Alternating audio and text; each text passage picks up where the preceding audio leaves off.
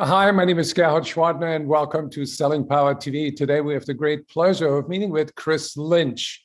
He's CMO with MindTickle, and that stands for Chief Amazing Officer. Nice to be here. Thanks for having me. So, what really interested me when I went to your website, you have published the new standard for sales enablement, and I'm very intrigued by that. One of the things that we are going out in the market and trying to advance as a topic, as an area of research, is this idea that sales leadership and folks that may not have actually even traditionally been in the training functions at a lot of companies need to lean harder into this concept of sales readiness. And the recent research that we just came out with Heinz Research, I think sort of evidenced the fact that chief revenue officers, chief sales officers, SVPs of sales, the most senior salesperson that exists at these companies is starting to realize that a real focus on the science of getting your sellers ready is a key lever to pull in hitting their revenue goals. So, when you define sales readiness, how would you describe it to the average sales leader? It's essentially a suite of tools and processes to help them increase seller knowledge, adapt to change that's happening in their industry, and also analyze the performance of their sellers more at an individual level than they might have done historically. And I think what the main difference that we like to talk about with readiness is the idea that that has to be a continuous, ongoing discipline. And that's really kind of what the main difference in how we define sales readiness overall. As we move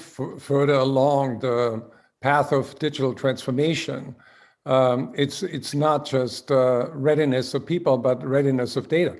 I think back even when I started in the industry and went out on doing my first sales enablement tour with sales reps and all of that stuff, everything was so much more anecdotal. It was more about, okay, since I work in marketing, I'm going to be taking them through some content. I'll be maybe helping enablement structure some quizzes and other types of things to sort of say, hey, these folks are certified. And then really the only way we go out and measure them is by saying, okay, did you hit your revenue number or not? But I think what we're realizing with data is that it's really important to focus as much on the how as much as like the what or the outcome.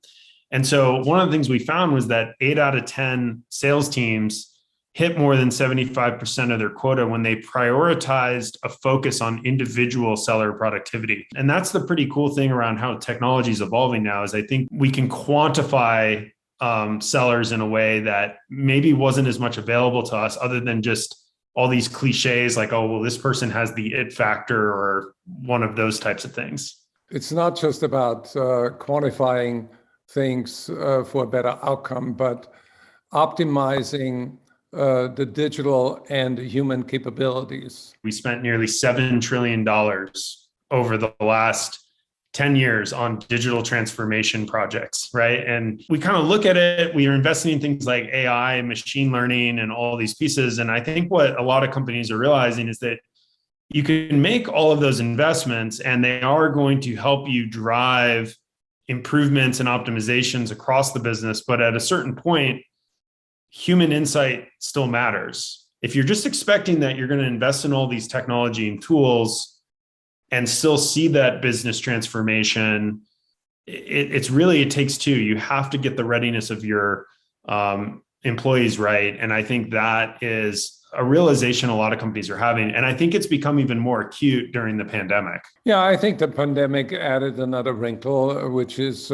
extra stress and people suffer from anxiety and they're not in the present moment when it's critical to be in the present moment, and they're tuned out or double task and they become ineffective. You need to take care of the human condition and also remove the friction that people import to their job. Completely agree. There was such a mad dash or a mad rush to just start investing in a lot of technological capability focused on automation, AI, all these different pieces that I think forgetting the human element is catching up to companies a bit. When a lot of that technology is applied correctly, I feel like it's okay, let's optimize and automate the things that should be optimized and automated.